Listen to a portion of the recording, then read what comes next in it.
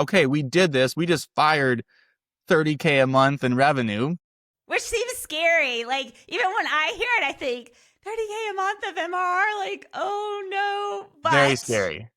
But there's opportunity cost of keeping and exactly of firing. And so, challenging the team. All right, guys, we got to go find this. Badass Leaders community, know this. Not every client is worth keeping. Yes, you heard me right. I said it. The customer isn't always right. Pause for a moment and let that sink in. At some point, every leader faces a decision that feels completely backward. Do you hold on to the revenue or protect what you're building? In this episode, we've pulled together moments from past conversations with leaders who made the call most people avoid. They fired the client, not because it was easy, but because keeping the wrong client was costing them more than it looked like on paper. So if you've ever felt that tension, this one is for you. Are you ready? So welcome to the Badass Leaders Podcast. I'm your host, Angela Gill Nelms. Are you ready to talk leadership without the corporate BS? Then let's go.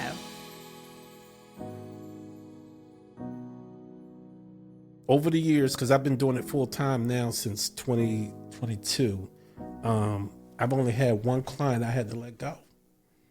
But I knew in the beginning, I was like, no, I don't think this is a fit. She wanted to nickel and dime me on the price, right? Oh, I love this. We've talked on this podcast several times about when it's right to quote unquote fire a customer. Mm-hmm. And this is an example of She that. wanted to nickel and dime me on the price. But then after I agreed, and then as I started going, it was like, well, can you do this and can you do that? For that? That's what you want me to do? No, I think, so as time went on, I let her go. And then somebody else that I know ended up getting, I said, let me tell you what she's going to do. And they let her go. Yeah. After that, I said, I'm telling you what she's going to do. But here's the deal. The people that pay me, my other clients, I go above and beyond for them. Yeah. And they appreciate it, right? And I can tell that they appreciate it, right? So it's not there's many things that I love about working for myself. I can set my own hours. I can make as much money as my body allows me to work, right? Mm-hmm. I just went to Copenhagen. I didn't have to tell anybody. I worked my butt off before I left. I went and I came back. Life was great. Nobody was calling me about an emergency, right? I didn't have to ask for PTO. I just did it, and I loved it. Have you ever had to fire a client because the relationship or values were off? That's the key area. What tipped you from, we can fix this and work together, to never mind, we need to walk away?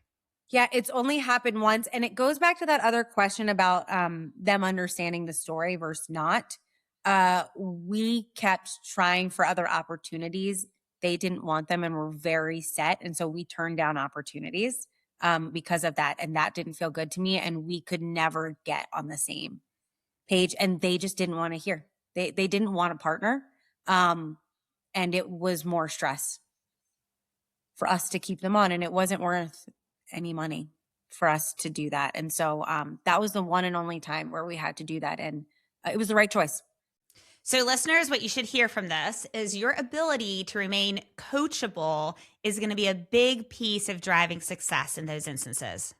Absolutely. I mean, I use this example, like I'm not going to tell a doctor how to be a doctor. I don't know. It's similar to me. Like you're coming to us because we're the expert. And so let us have some of that flexibility to do our job. And I understand where it's coming from, right? It's that control piece and it's your business and it's very scary, especially if you've never done it before or you have and haven't had good experiences, to relinquish that and put that in someone else's hands, because that's a huge responsibility for us, right? And so I understand that that's where that's coming from.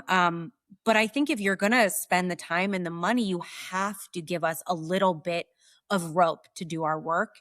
And again, we're seeing things from a different perspective. And it's very hard when we're boxed in and we can only do one thing, because the beauty of PR is we have so many options. and so many opportunities to be creative and do things that are unique and different. And so I think that's what's really hard for us. And that's what was hard for me in that moment is I feel like I'm stuck and I have no room to do anything else. And it just wasn't working. And we just didn't have an understanding of each other. And for me, that was hard because that was early on in my career and I didn't have a lot of money. And, yes, that's the hard part of that. Yeah. Right. But is your mental well-being and sanity worth that? And worth the time you're going to be spending and probably not really making money off of that client to do that work where you could be filling that with people who lift you up and you're passionate about. And so I think that's something you should really think about if you're in that situation. This was probably 2018, 2019, and we're growing, and on paper, they were a fit. Like they were everything we would want. They had the opportunities and our team could really flex our muscles. And so they felt perfect. And then as you get in, there's these cultural misalignments. And, some of this was probably learning for me too of thinking culture is just what we control within our four walls. But then there's when you have that way of thinking and you're working with the clients and their culture isn't what they say it is, or it's just not kind, or there's misalignment, and that's going to create conflict. And here's a long-term lesson I've taken from that. And I'll pull this back to the firing of them too. But, don't let today's decisions become tomorrow's problems is one. And so sometimes when you constantly are saying, it's okay, they didn't mean it, and you make those excuses, that short-term decision really creates long-term problems because they're going to drive away your best talent. And so it's never been this focus on just the dollar. It's never been about making sure that we wanted to do good work, but we also wanted to feel good about it. And when you're mistreated or they don't appreciate you, or I hate the word vendor because we're not a vendor, we're a partner. Partner. So that's offensive to me. And so they've got just getting that alignment in place is really, really good. But also learning that those cultures have to align. And so here's a big lesson of all this is when we have a problem, you can solve that using your core values. So you ask yourself, gosh, there's a problem with this client. And then I would just say to the team, well, which of our core values are they misaligned with? Is it one? Is it two? Is it all? And then you go, okay, so why? And then you start to attack the problem that way. And it's maybe not perfect every time, but it does give you a framework to start from of they're not a we over me culture. They're not a we own it culture. They're not a we get better every day culture. They're not a we do the right thing culture. Those are our core values. And so if you align those things and you go, ooh, they are definitely not do the right thing. Well, is that one that that's kind of bad. We're not going to live with that. So that's going to lead us to probably need to break it off. The other thing I'll tell you is when you do this, one, you get a ton of street cred from the team, but you also can't miss the opportunity. And I've said this on other podcasts of saying, okay, we did this. We just fired $30K a month in revenue. Right. That doesn't Which seems scary. Like, even when I hear it, I think $30K a month of MRR, like, oh no. But very scary. But there's opportunity cost of keeping and exactly of firing. And so, challenging the team. All right, guys, we got to go find this. What are we going to do? And what can we shake to try to find that revenue and replace it with better quality revenue too, so that we're all happy and not getting burned out or not carrying stress. And so, it's never easy. And I think we have gotten better over time at not letting some of those slip through. I was leading a sales organization and we had a very, very difficult client. We had made tons of mistakes with them. So we had changed out our whole team because we were certainly at fault and we were trying to redo their business. It was a pretty big customer, over $1 million a year billing. And my team pulled me in because they were having a super hard time with the executive decision maker, who was the chief information officer at the time.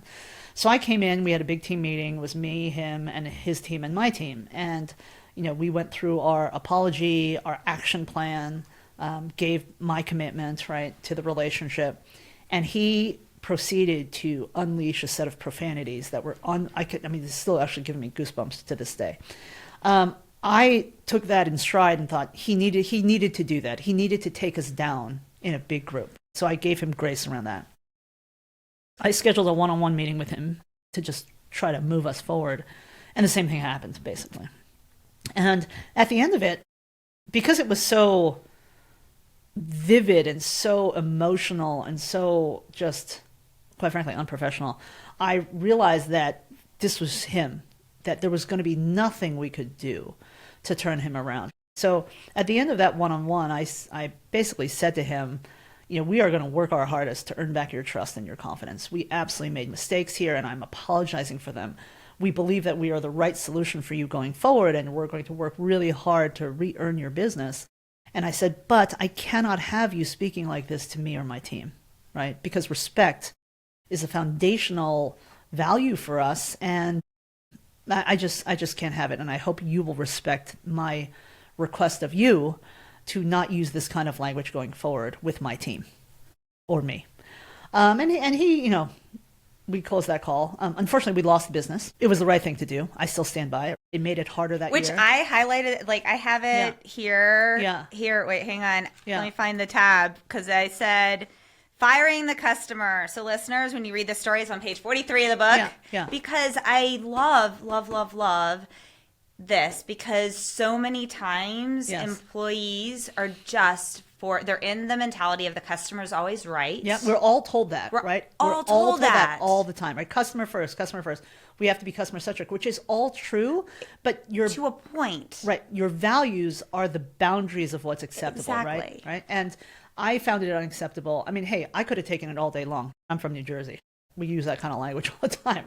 But it was just so unprofessional, and I'm a big believer in what goes around comes around, whether it's karma officially or not. Ironically, that client got fired, You're 6 right. months later.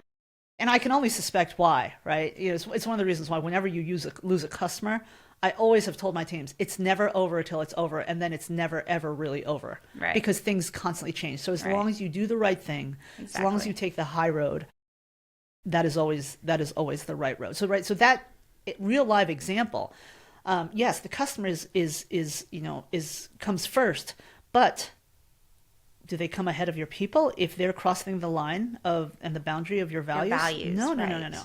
And I didn't do it to win points with my team. I did it because it was the right thing. But I did win points with my team. My team was like, they knew I had their back. Exactly. They no longer had to be subjected to this toxic environment created by this customer. And there is such a thing as bad business. There's sometimes when you're chasing a customer deal and maybe it becomes so unprofitable because the customer is making all these demands. That is bad business, right? In this case, this is a customer that was abusive, verbally abusive. That's bad business. No amount of business is worth that, right? Your dignity, your respect, your caring for others. This was over a decade ago, a long time ago when I was a really young leader and I didn't really know what I was doing. And we had an organization we worked with, and it was, I forget, our first or second most profitable client. It was a huge client. And the problem was they weren't treating our team members very well. They were so difficult to work with. And it's great for a client to challenge an agency here or there, but it has to be a partnership. It has to be a relationship. That's so important. And I could tell, man, it was just seeping the life out of our team members, and they were just struggled to work with this client. And we had never fired a client before, and that sounded like such a scary thing. But, we talked about it, and I remember going out to the team and saying, hey, we've made the decision to let this client go. And it was just like a wave of gratitude and thankfulness came over the team. And I don't remember what percentage of our income this client was back then, but it was probably just a huge amount. It was probably like 30% or something like that. It was just really big. It was unhealthy. It was such a high percentage. So we called up the client and said, hey, it's just not working out. It's not you, it's us.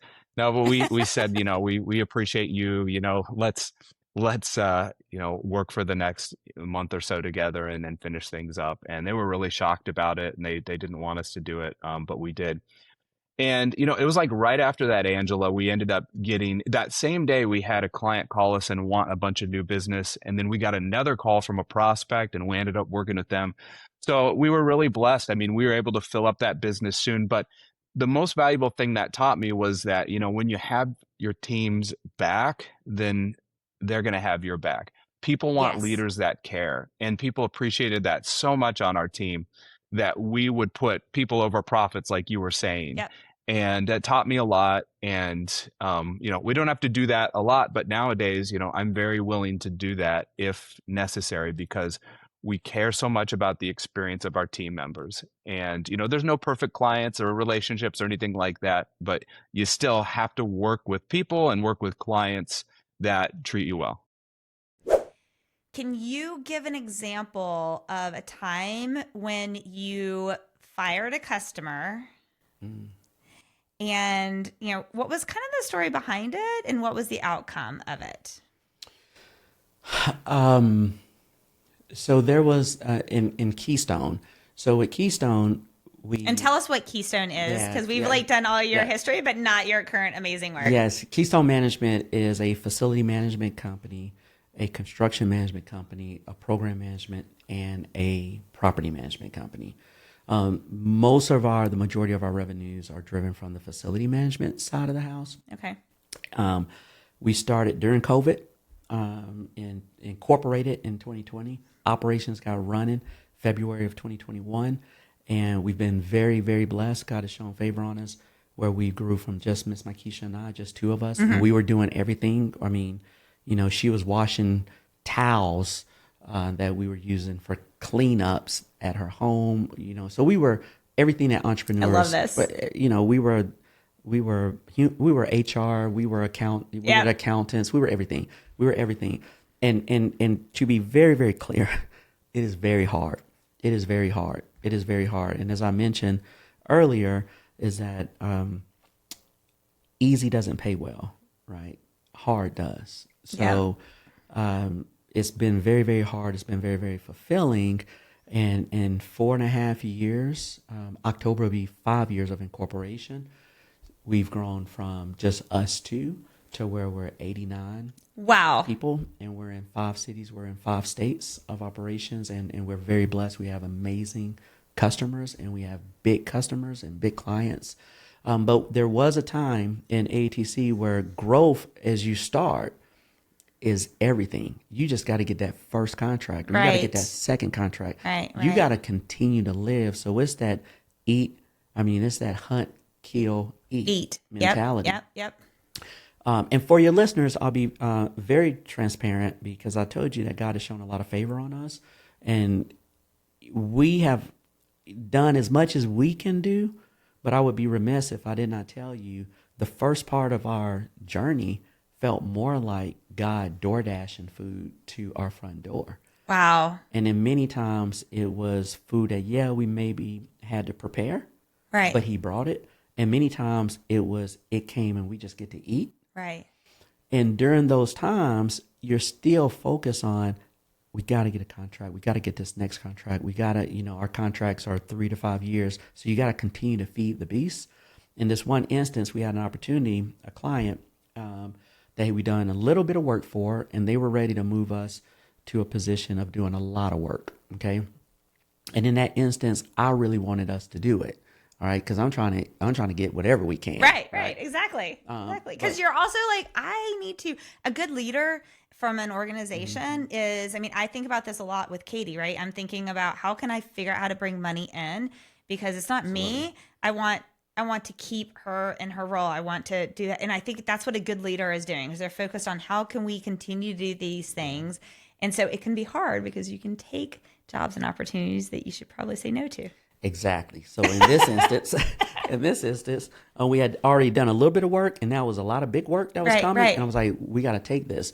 And Miss Makisha, in her wisdom, she said, so I was walking, I teach at Georgia Tech, and I was walking to my class, and she called and she said, hey, have you gotten to class yet? I said, no, I haven't gotten to class yet. She said, okay, well, I just want to tell you, I don't want to disrupt your class. I want you to have a fantastic class, okay? But we're not taking that business.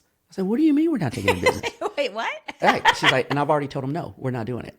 it does not fit who we are right now. And we got to make sure that our people that we currently have are taken care of before we try to expand into this bigger opportunity. And she said, I told him no. And I was like, well, I trust you. So I'm going to go teach now. Right. But how much does that say about you as a leader? Is that she felt confident enough, she felt empowered enough. Yeah. She felt empowered enough to be able to make an executive decision that was in the best interest of the whole company. Yeah. And then you reacted in a way that was just like, okay. I think you were probably in your head saying, okay, I'm going to go to the bathroom and puke right now. Right. And then I'm going to go teach And then this I'm gonna go class. And it was funny because I actually told my students then about it, because my class was leadership and communication. And I was able to come with this fresh example of what leadership is, both on with her and what she did. Right. And the way you reacted. And then the way that I reacted in knowing that you give trust. Yes. And you give power and ownership to your people, and they will take that and they will do the right things. So that was a time that we said no to a customer when they were saying, we're giving you the work. And we said, thanks, but no thanks.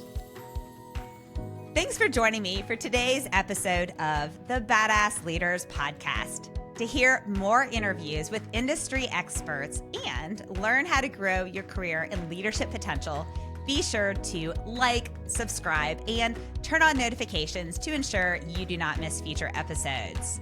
This podcast is a production of the AGN Group. To learn more about the AGN Group, visit our website at theagnGroup.com.